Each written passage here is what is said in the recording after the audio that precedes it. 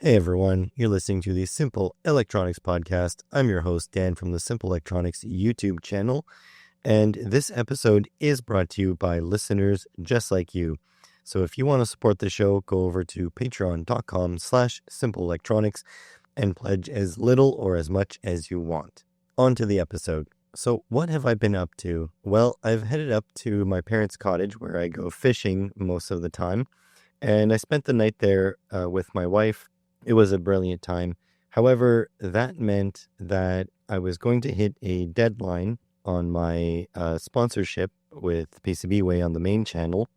Typically, I have to get the videos done and then billed by the 25th of the month. So as you're listening to this on a Wednesday or Thursday or a Friday, depending if you're an early access YouTube watcher or if you're a audio listener, that meant that I was gone Thursday, Friday, and then I essentially had 1 day or 2 days, Saturday and Sunday, in order to make a video and then, edit it, make the links, the description, share the project on PCBWay's page, etc., and then do the billing and then send it in. So it's going to be very tight. So what I had decided to do is on Saturday, I think it was the 23rd, I decided to do a live stream where I picked up a PCB project that I have here already. So the PCBs have already been designed, prototyped, tested, and then ordered. And I was going to make a video. And the idea was that I would not finish the live stream until the video is 100% complete. That means we did the behind the scenes work live. I did the filming live.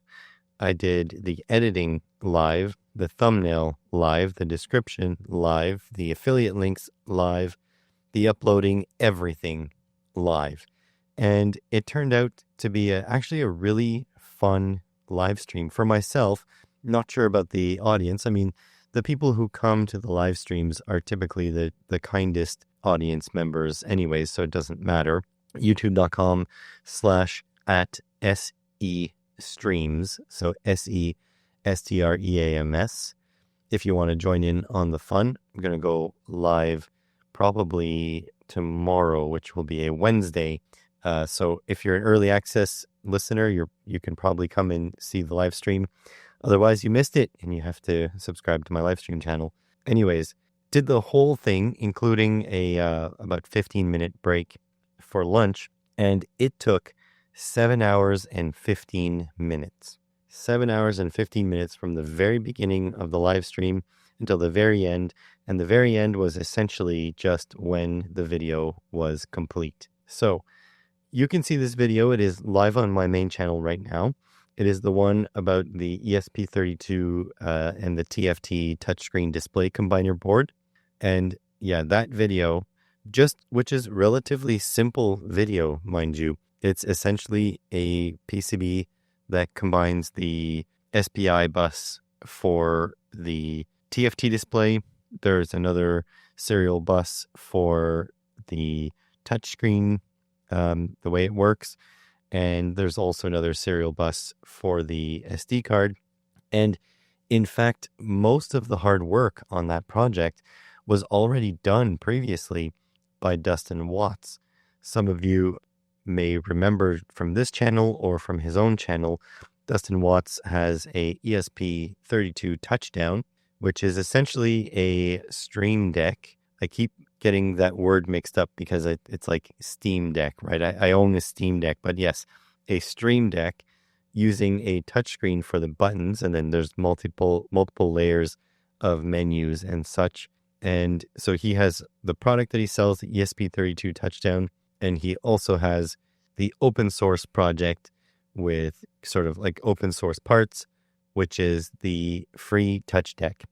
And so he did the free touch deck for an ESP32, the ESP32W Room 32P modules, but his module is a dev kit C. And I had already heavily invested in the ESP32 Dev Kit V1s.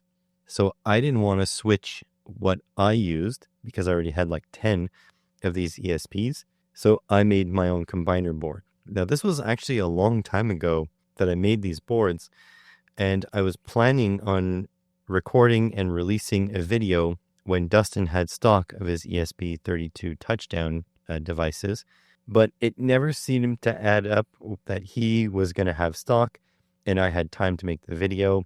And so it just sat on the back burner here forever until it was like perfect. It was a perfect opportunity for me to grab that board and, do it. Now, this is a bit more complicated because I didn't want the video to be just about Dustin Watts's free touch deck. I do think that project is awesome. Don't get me wrong. But I think this combiner board doesn't necessarily have to be limited to the free touch deck project. It can be whatever you want. And to prove it's whatever you want, I wanted to do a little demo display. Now, the thing is, if I had to sit there and code my own demo display and troubleshoot my own demo display, it would take me probably another 10 hours, right? So it was already going to be a long day. So I threw the question to AI and I said, just code an example project, make it look like a weather station. That's all I really wanted. I was like, make it look like a weather station, because an ESP32 with its wireless capability, weather station is actually a good use case for that microcontroller, and having a screen attached is a phenomenal use case to make like a weather display. And so what I did was I went back into the KiCad project from long ago when I designed this thing, and I grabbed all, which pins connect to which. I opened up a Word document, actually an open Office, LibreOffice. Anyways, one of the free Office alternatives. And I made, connection charts, like basically tables that told you which connections on which device was connected to what. It gets a little complicated with the serial buses because they share a lot of the connections, like Mozzie is Mozzie is Mozzie, is Mizo is Mizo is Mizo. So they all get combined. So what I did is I did a couple tables to describe what connected to what. And at some point in all this, Johnny Bergdahl, who is a common viewer of this live stream and a lot of electronics live streams, he asked me what my PO box was so he could send me a microcontroller or like a SBC, a single board computer, in order to do some Home Assistant stuff. And, I told him, you'll have to look it up, whatever.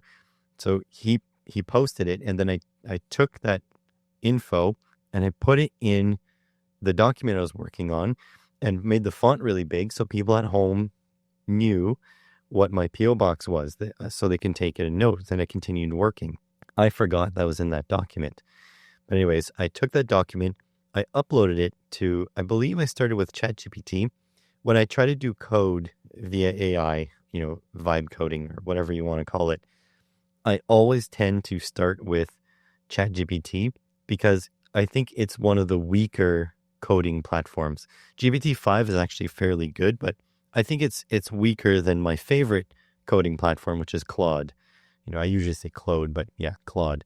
So what I did is I took that file with all the connections and I threw it to ChatGPT and I said, make me a weather thing. This is my requirements. And again, I just wanted it to be able to demo the SD card, demo the touchscreen, and look like a weather sort of app, because that is really something that one of my viewers would do. And in fact, it is something that I would like to do as well. A long time ago, I partnered up with someone who I lost touch with, who wanted to partner on this kind of project. So it was perfect. ChatGPT tried a couple times, really didn't work out. Sent it over to Claude. Claude took 2 attempts, but then came up with a really nice project.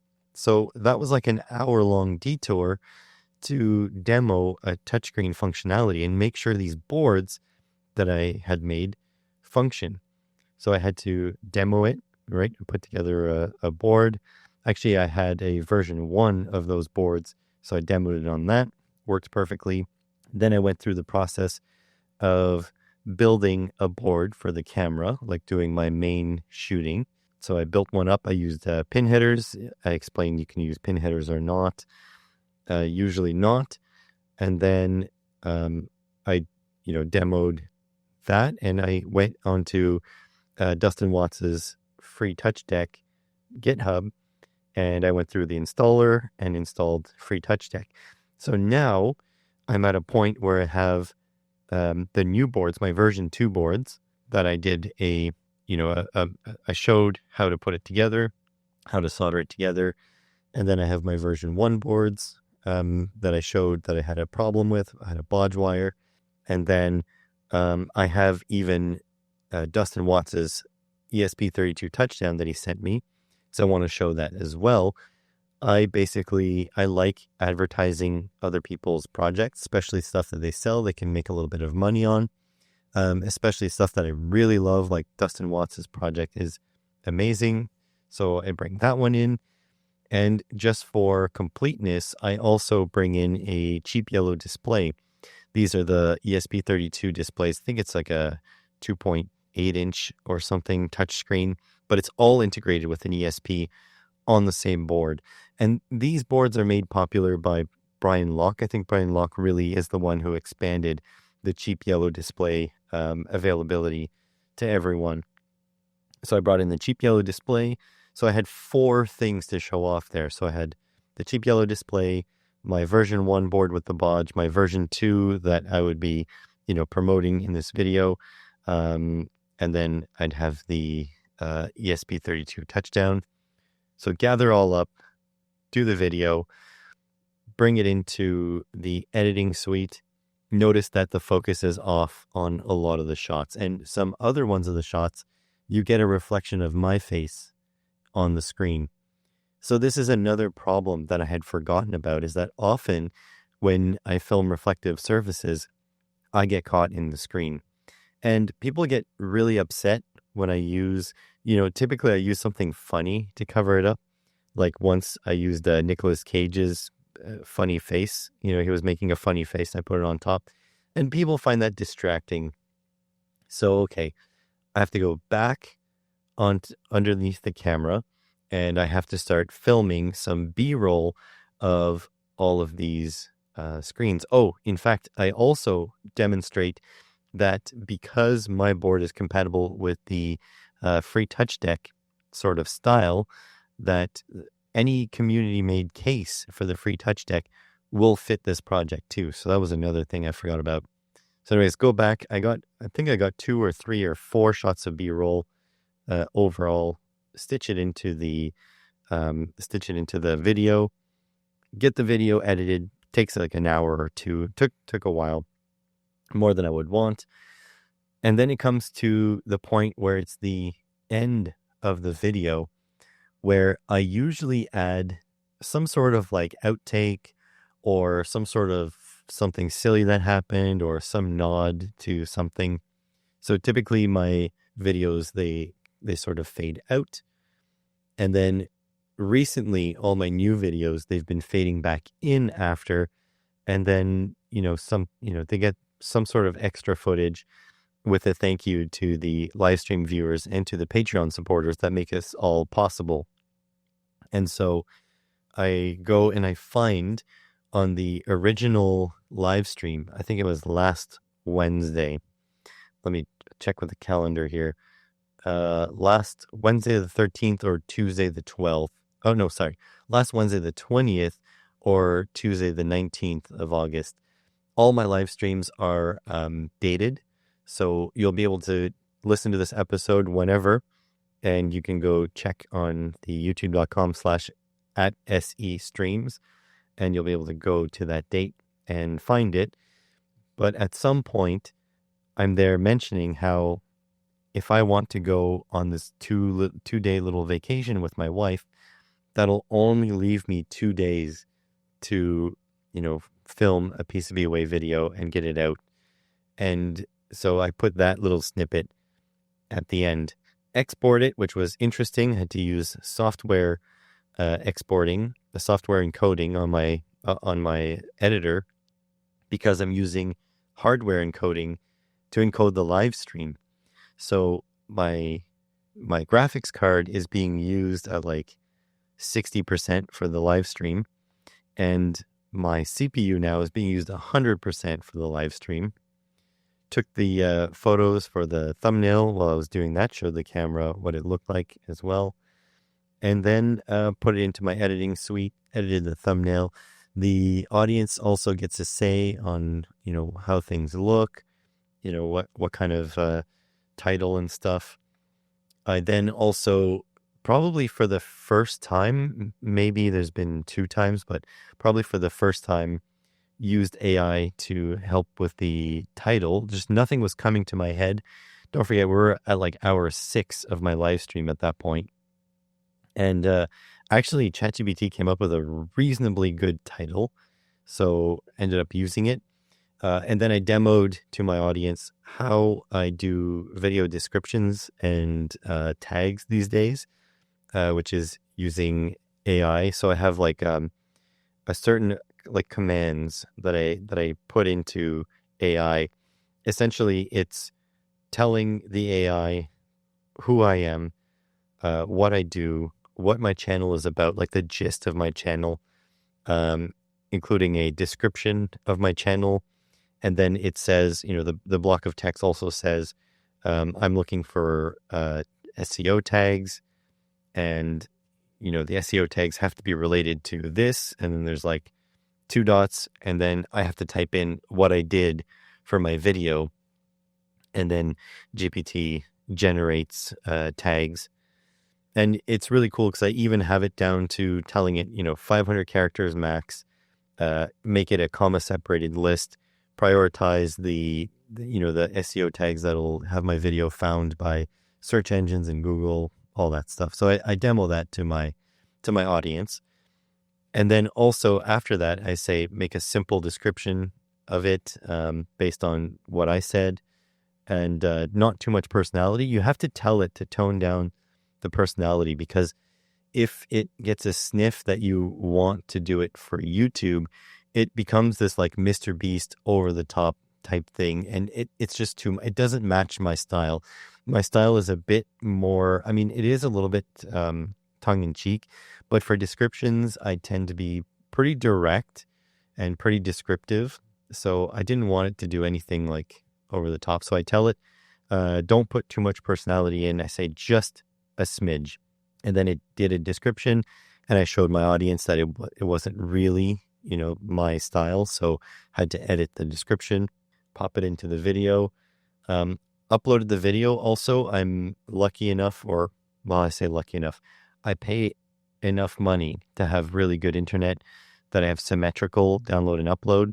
So I can upload at full speed while streaming. In fact, my wife and I can both simultaneously stream, and we can both simultaneously upload videos while someone else is watching Netflix. It's a really good service we have. I paid dearly for it, but I love it, especially after years of having shit internet.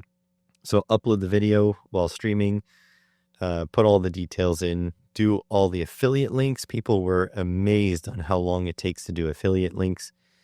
And then, put it all in, and then give it early access to my Patreon patrons, to my channel members. And I have a secret society Discord that I post in, which I'll never reveal who the members are, but it's not that exclusive because I'm a member. But, anyways, that's the thought. And then, we had a 5-minute debriefing, essentially. And that was that. That was my, it took 7 hours and 15 minutes to create a video from start, like from the from having the PCBs in my hands to publishing it to my early access supporters and stuff. 7 hours, 15 minutes.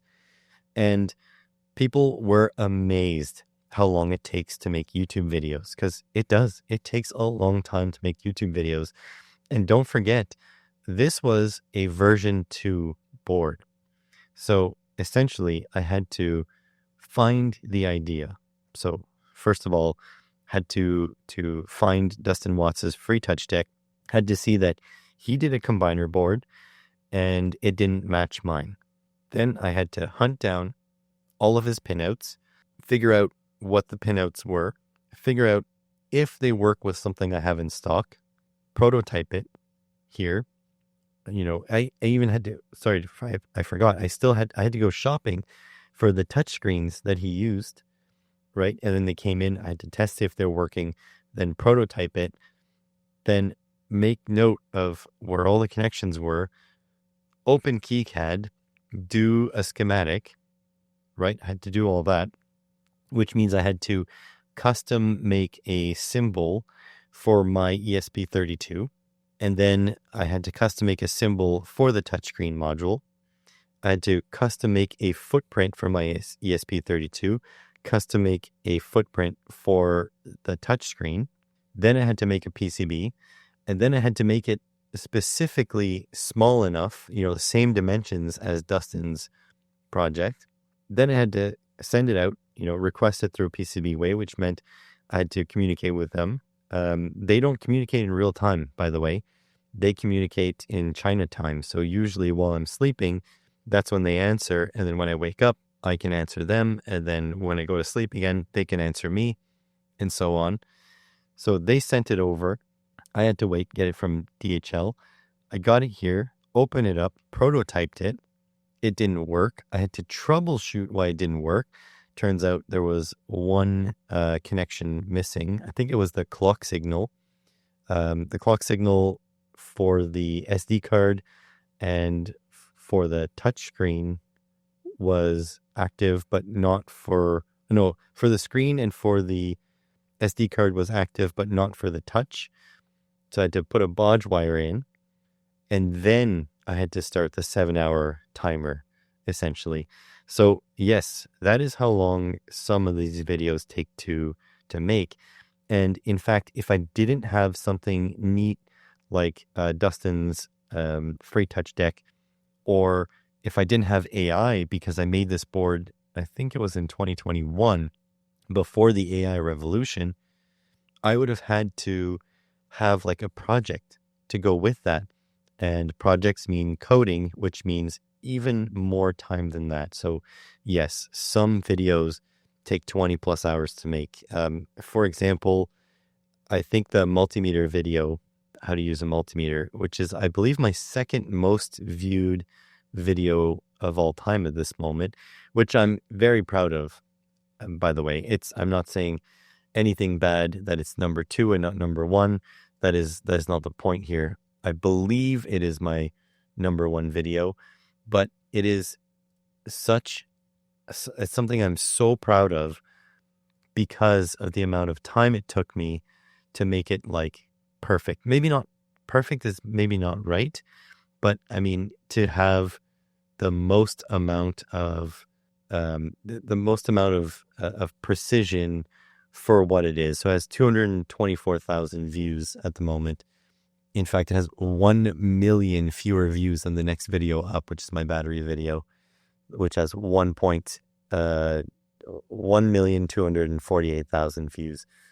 So I'm very proud of that multimeter video. And that multimeter video took me like 20 or 30 hours from conception to posting. So just to give you an example of how it is. Making videos takes an extremely long time. However, I do want to take a couple minutes to say thank you so much to my live stream viewers.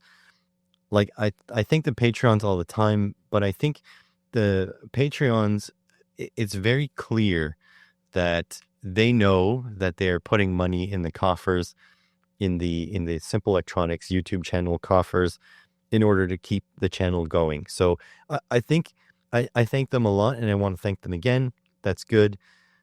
But I believe in my heart right now that what I need the most is some live stream viewers. So, I love the Patreons.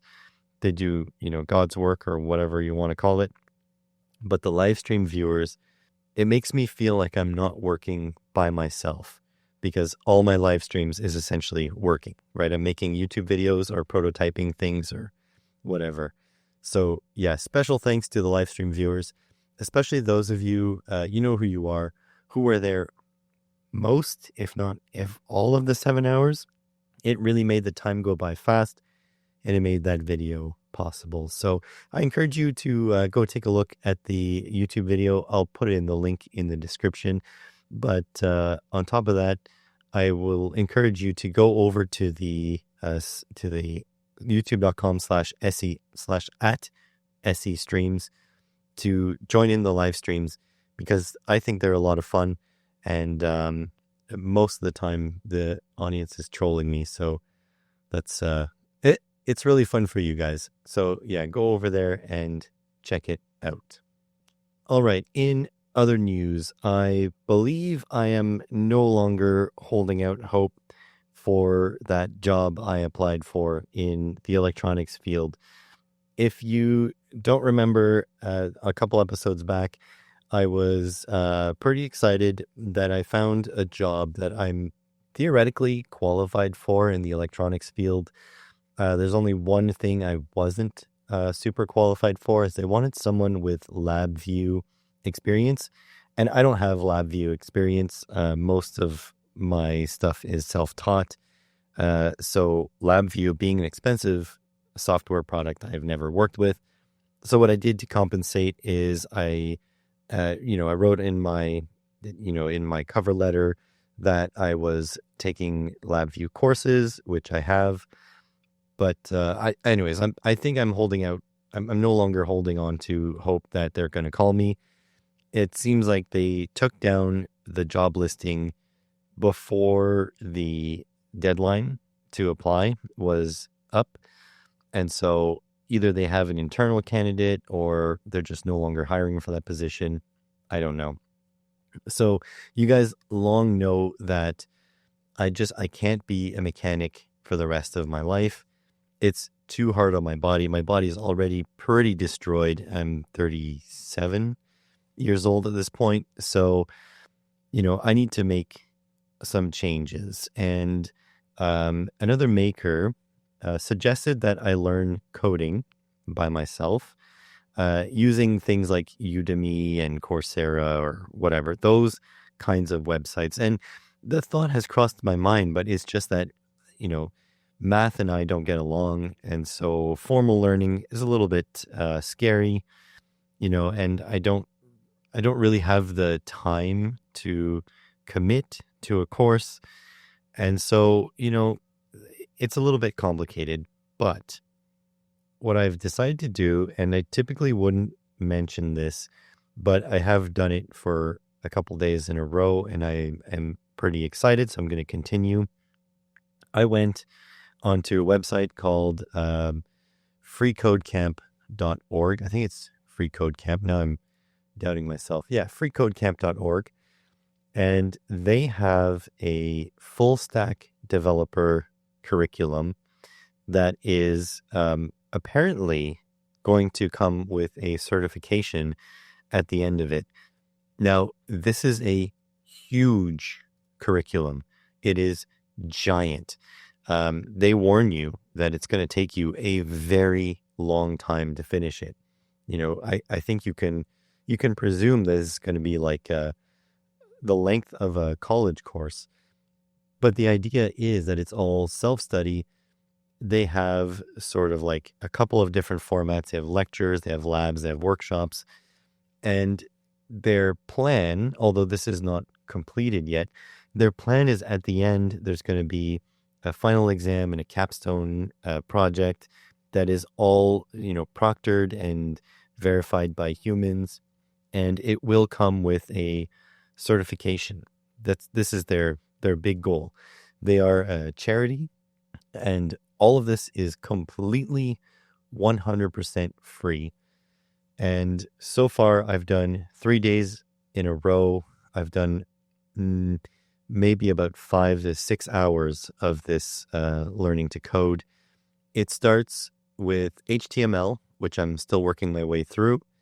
So I've passed the basics. I'm into semantic HTML, and then next is going to be forms and tables and accessibility. So just to give you an example, there's 214 steps for the HTML portion of the course, and I have done 104 in my, between 4 and 6 hours. I haven't been tracking the time that much, but 3 sessions. They recommend to only do 30 minutes a day, but do it every day. I think I'm going to aim for around, an hour-ish per day, maybe 4 times a week, but we'll see. If I keep having time, I'm going to keep doing it. I don't plan on stopping. So there's 214 steps in the HTML. Once you're done HTML, you learn CSS, which has 1,156 steps to complete. Now, some of those steps are quicker, at least in HTML it was, but some are really not. Like today, I didn't do all that many steps, and it was long. It was very long. Let me see if I can find where I put all my stuff. So coding journey. So day 2. Oh no, this is asking me what I want to open it. Just open it. So day 2, I had 91 complete, and day 3, I have 104. So I did like essentially 13 steps in one day. But on day 1, I did something like 65. So some are longer and some are shorter. So it'll depend. But yeah, CSS is next with 1,156 steps. Then JavaScript, which is 918 steps. Then they go through a front-end libraries, which is 185 steps, but they're not done the curriculum. The curriculum for the front-end libraries section of the course should be coming this fall 2025. Then after that, it's Python, which I think a good chunk of it, about a third of it is coming this fall. The rest this winter. And then they're doing relational databases, back-end JavaScript, and, like how to get a developer job, the capstone project. So they're saying that all of this should be done in late 2026. So I am sort of joining up on this course, and my plan is to continue to do it. Now, this doesn't align perfectly with my idea of learning to code. I really want to learn C and C++, but I do believe that there's more work out there for as sort of like a front end or a back end web developer. I know that some of the people I know in the industry that work by themselves, that have their small businesses that hire a developer every now and again for part-time work, which is what I would be looking for. They work in this kind of stuff. Also had a conversation with another maker a long time ago, and he said to learn HTML, then CSS, then JavaScript, and he also said PHP, which I don't see in here, but my goal is to get some sort of foundational coding knowledge, and the stuff like the JavaScript and the Python is what interests me the most, because I can parlay that with my Arduino-y and microcontroller-y type stuff. All the modern microcontrollers accept Python for the most part, and so that is something that really does interest me. But I think it's just getting into the mode of learning something new, getting the gray matter working. But I do think I can also use the HTML like today. For example, both the Raspberry Pi, like the RP2040W and the ESP32s, they have servers they can run, right, that you can access on your phone. And the website that it's displayed to your phone is HTML. Now, I don't know if that's also CSS is applicable there. I can't see why not. On top of that, I have a website. I have a couple of websites. And so I can ditch WordPress and make sort of HTML, CSS, JavaScript, and PHP type websites just to practice my skills. So these things are transferable already. And once I get into the Python stuff, which mind you is a long ways away, then I'll be able to add that to my repertoire as well. Python is very much like C. It's a lot lower level, higher level. It's further away from Metal, so it's not as efficient, but it is very human readable. And I like to do things that people can understand. So that's going to be a good thing. So why am I telling you this instead of just doing it in silence in the background? Well, if you go onto my Blue Sky page, which is at simpleelectronics.bsky.social, or onto my Instagram, which is at Dan Simple Electronics. Yeah, altogether, Dan Simple Electronics. I am posting every single time I am done my work for the day, my coding for the day. I am posting an update of that front page or of that section tracker that I was just referring to, the amount of steps, and showing my progress. So every single day that I am going to learn coding, I'm going to follow this curriculum, I am posting it on social media. What I'd like you guys to do is keep me honest. If you go onto my socials and you see that I haven't posted in 3-4 days, be like, hey, are you still doing the course? Keep me honest. Or if you want, you can do a course as well, whether it be the freecodecamp.org or, any of the learning to code or learning Arduino-y type stuff. And you post your progress every time you achieve progress. And then maybe all together, we can keep each other on track and we can get this thing done. I'm a big proponent of knowledge, and more knowledge is always more betterer. And so this is me sort of taking my future into my own hands. If I get to the point where I understand this well enough, I'd love to do courses on this stuff, put my own twist on it, because I think freecodecamp.org is awesome, but it's not exactly the way I learn. So it is a little bit difficult at times, but this is the great part of it. You learn it, you internalize it, and then you can teach it to others in ways that, certain other people will be able to learn well as well. Knowledge should be free. This is something I believe in strongly as a educator, ex-educator, I guess. And so keep me honest. Go on to my socials, like the posts, whatever, comment on the posts. But most of all, I want to see what your learning progress is like. Even if you go onto a YouTube channel that does tutorials and you're following a tutorial, let's say on FreeCAD or whatever, and you've completed, video 1 today, post that. I want to see your progress, and I hope you want to see mine. So let's keep each other honest and learning. In other news, I'm pretty excited for tomorrow's live stream because it's sort of a previous live stream culminated into the things I'm doing on this live stream.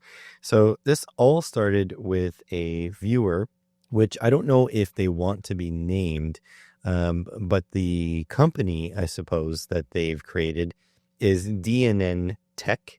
They sell stuff on Tindy, and what they've sent me was a touch sensor, but it is a touch sensor that uses an I2C bus to give it a unique address. And you can have a whole bunch of these touch sensors on the same project using only, I think it's 4 wires. Yeah, 4 wires. So power, ground, and then, the I2C 2 wires. So this person sent me their project for me to take a look at. and I decided to take a look at it on the live stream. Great project, works really cool. I believe they say that through like plastic and stuff like that, you can sense a touch from 8 millimeters away. So if you think about something like an arcade cabinet or even some sort of waterproof enclosure, you can have some really thick acrylic and still be able to turn on and off sensors or whatever. And these are sitting on a tiny little PCB. They use a ribbon cable to connect them, and it's the type of ribbon cable that you can use a connector that just goes and punches through the insulation and makes its connection like that. So really cool concept, and in fact, not that expensive for what it is on Tindy. Looks like it's $12 American, $16 Canadian. Not bad at all. So the person sent me 2 of these, and I went and I looked onto their Tindy, and for someone that is not a coder, I see things like this. Okay, so to set the touch color, because it has a NeoPixel underneath the touch sensor, so you can change the color for when it's not touched and when it's touched, or kind of whatever. Okay, so it says I2C commands and responses. Set touch color, command 0xC1, and then data R 0 to 255, G 0 to 255, B 0 to 255, and intensity 0 to 100. And then receive string OK/R, UNC/R, error/R, OVF/R, and way/R. Okay. I'm not a coder, so I have no idea what this means. Like, what am I sending? And what am I receiving? And like, I don't even have any examples to go by. And so I could reach out to the creator and be like, hey, can you send me examples? But in my case, the creator messaged me directly. What about if this is something that I had found on like a reseller's site? Like maybe on here, I'm just browsing Tindy and I decide to order these things and the seller's on vacation, who knows? There is no way to know. So you know what I did? I leveraged AI. First of all, my chat made fun of me because I don't understand any of this stuff. That's fine. I get it. But what I did is I literally took the link to the Tindy site, like the URL, and I threw it into, I don't know if it was Claude or GPT. Usually I start by GPT. And I said, I don't understand what this thing is doing. Can you make a couple examples for me? And lo and behold, whatever AI service, they're like, oh, it's simple. It's just doing this and this. And here's some example code. So it spat out example code. And I was like, perfect. I'll be able to make a video, in less than 7 hours. Wrong. Because in order for it to work, I needed the I2C address of this button. Okay. Easier said than done. Nowhere on this Tindy page does the default address show up. Or maybe I'm wrong. I could be wrong. Maybe it is on there, but nowhere on this Tindy page does the default address show up. Fine. That means I need to grab another microcontroller. I need to upload code to it to have an I2C scanner and find out what the address is on the serial monitor. The whole thing is such a bother. Well, one of my viewers at the time, Gerald42, I think is his name. I don't remember. I call him Gerald. He also happens to be a patron of mine. Thank you, Gerald. He mentioned, why don't you just, he's mentioned that he wants to make a I2C scanner project and just have it on his workbench. And then whenever he needs to know the I2C address of something, he can just plug it in and power it up, and then he'll get the I2C address. And I thought, well, this is a fantastic idea. That's a really good idea. And so I asked him if I could steal that idea. He said, sure. And we set off doing a side quest. So I grabbed RP 2040, one of my favorite microcontroller boards because it's so tiny and so powerful. And with the fact that you can use 2 I2C buses with software definable pins, I had it do 1 I2C bus to communicate with an OLED and the other I2C bus to be a scanner. And so this is I thought this is a brilliant idea, thanks to Gerald. And so now we made live, instead of trying to make the video for these buttons, we made a scanner live and we tested it on these buttons and it works. So we have this project where now I can connect any I2C device. In fact, I can connect more than one I2C device at the same time, and it'll spit out the addresses on the OLED. And it's great because it has 2 separate buses.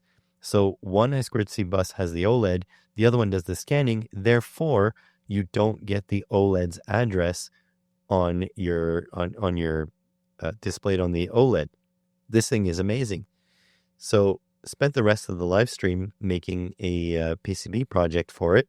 And now I have the PCBs in the mail. And so the live stream I'm going to do tomorrow on Wednesday might be a little too early if you're listening to this podcast, but you can go watch the VOD if you'd like, is that we're going to be putting that together, possibly designing a case, and then that'll be another video done. But on top of that, I will now have a desktop device where I can always check the I2C address of any random thing I have. I used to scan them and then write them down with a paint marker on the back of the board. But that's a pain in the butt, especially for these devices that DNN Tech sent me, because they're absolutely tiny and they're programmable.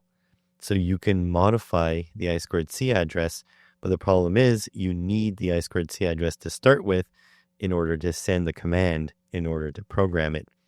So this is going to be fantastic. I will scan it and I will attribute a different I2C address to each one that I have because he sent me 2. And then I can proceed with my video. So the point is, not only am I gaining a nice little desktop tool that I genuinely think every electronics enthusiast should have, is that I2C scanner.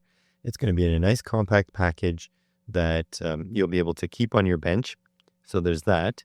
The other thing is, I've learned that you can leverage AI to help you make examples for stuff that just don't have examples, right? And maybe this is a lesson for DNN Tech. I'm going to contact them, obviously, and let them know.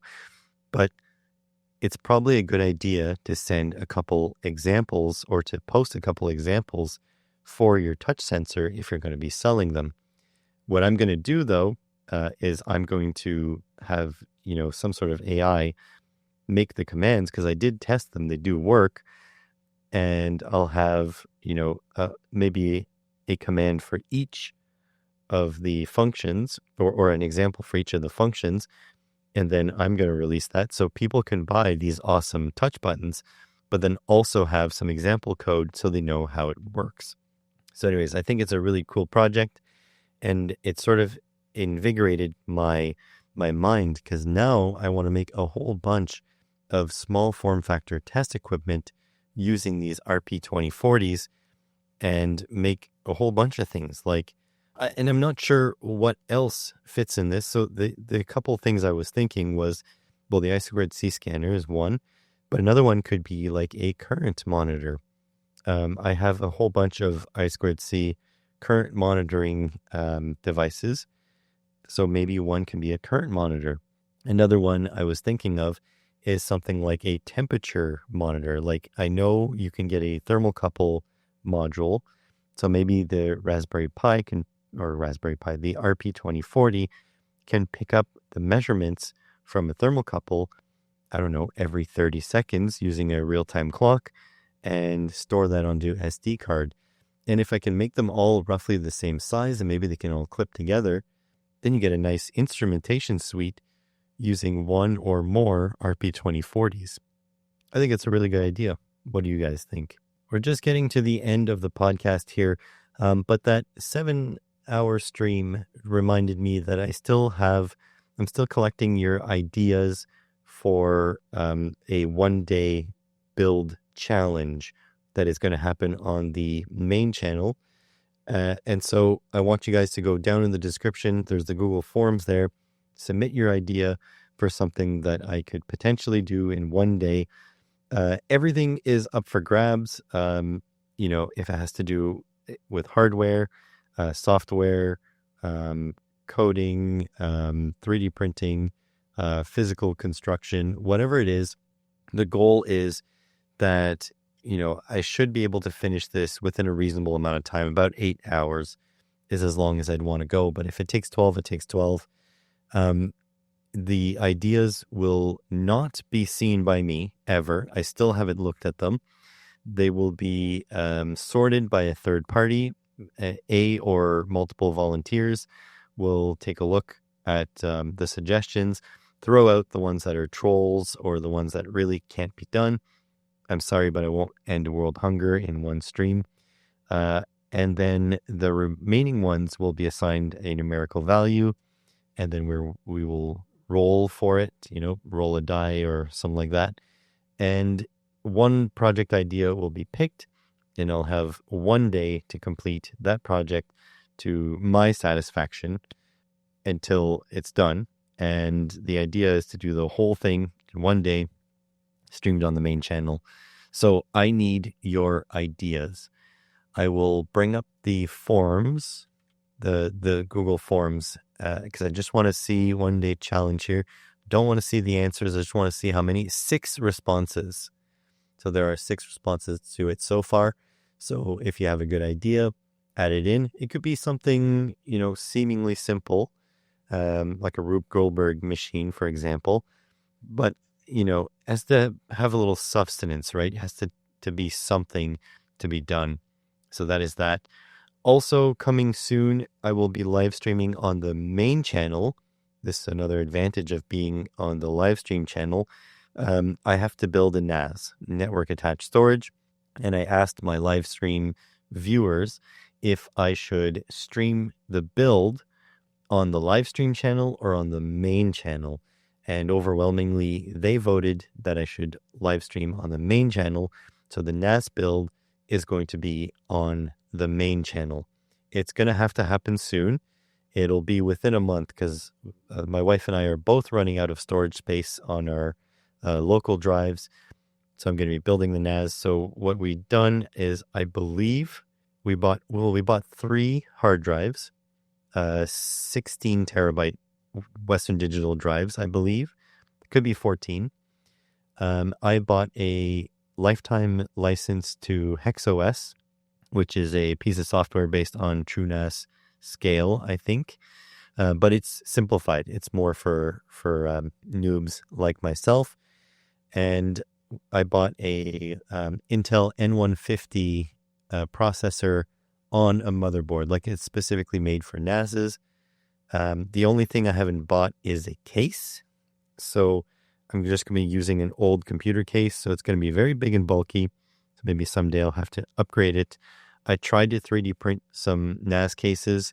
It didn't work out. The 3D printer didn't want, like the Elegoo Neptune 4 Max, didn't want to print it. It wasn't able to. It did stringing. The nozzle messed up. Like it just didn't work. I tried a couple times, did not function. So that's fine. Instead of that, I'm just going to use an old clunky case. And also, Fusion 360 updated, and everything is kind of crappy. So I have been practicing FreeCAD lately, which means I'm not ready to design something massive like a NAS case, but maybe, over time I will. Who knows? So anyways, tune in to the live stream channel and to the main channel for details on these events. I usually post the live streams at least 12 hours before they go live. And so I hope to see you on one of those.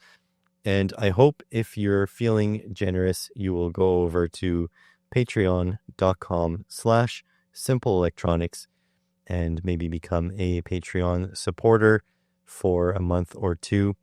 Little amounts, big amounts, whatever you'd want. But for now, this is it for the podcast. I hope you enjoyed it, and I will catch you on the next one.